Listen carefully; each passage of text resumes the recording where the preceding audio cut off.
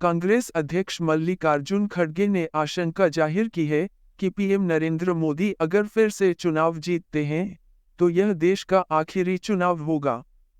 29 जनवरी को ओडिशा के भुवनेश्वर में ओडिशा बचाओ समावेश कार्यक्रम के दौरान एक रैली में केंद्र सरकार पर जमकर निशाना साधते हुए खड़गे ने लोगों से अपील करते हुए कहा कि 2024 लोकसभा इलेक्शन लोकतंत्र को बचाने का आखिरी मौका है। रिपोर्ट्स के मुताबिक एक रैली को खिताब करते हुए खड़गे ने सोमवार को कहा, अगर नरेंद्र मोदी एक और इलेक्शन जीतते हैं तो देश में तानाशाही होगी। साथ ही कांग्रेस अध्यक्ष ने लोगों से बीजेपी और आरएसएस से दूर रहने का आग्रह किया और उन्होंने दोनों पर आरोप लगाया कि वे जहर के बराबर हैं।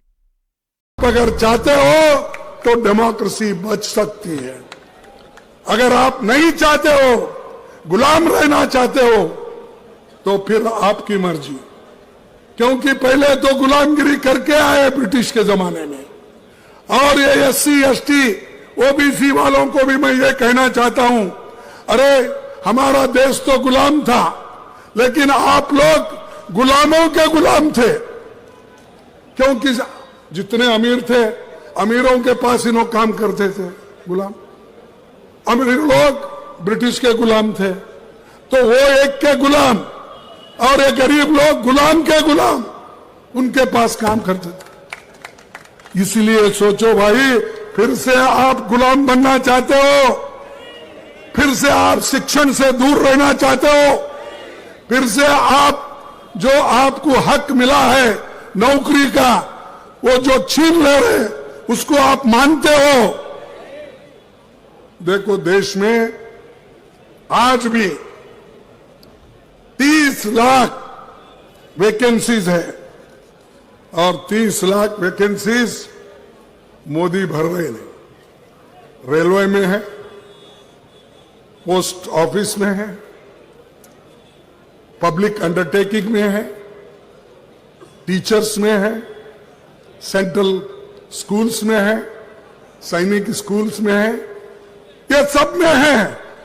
तो 30 लाख लोगों को भरने का काम आपने नहीं किया। क्यों नहीं किया?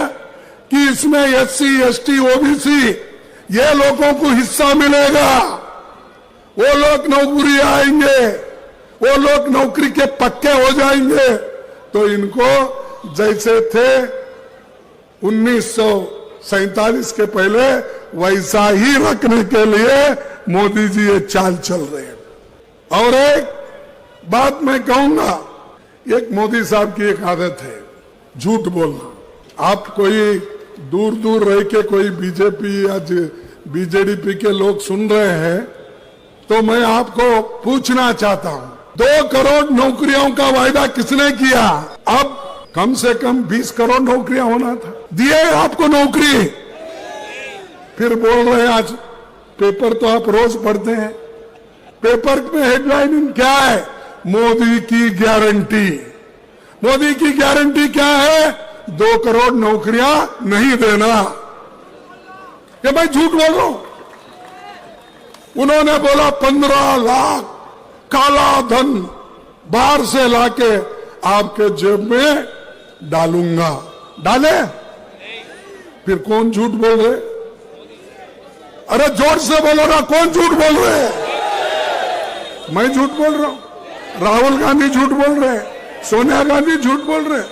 अरे आप बोले सो बात, हम अगर बोलते तुमको थोड़ा खिचखिचाहट होती है। आपने ही कहा, हम नहीं कहे। किसान की आमदनी 2 गुना करेंगे, किसने बोला? मोदी। किया? फिर झूठ कौन बोले? और झूठों के सरदार उन्होंने हो गए। एक एक को नोटिस देना, डराना, धमकाना, उसकी दोस्ती अगर नहीं छोड़ेंगे फिर हम देख लेंगे। डर के कोई दोस्ती छोड़ रहा है, कोई पार्टी छोड़ रहा है, कोई गठबंधन छोड़ रहा है। अरे इतने डरपोक लोग अगर रहे तो क्या यह मुल्क बचेगा?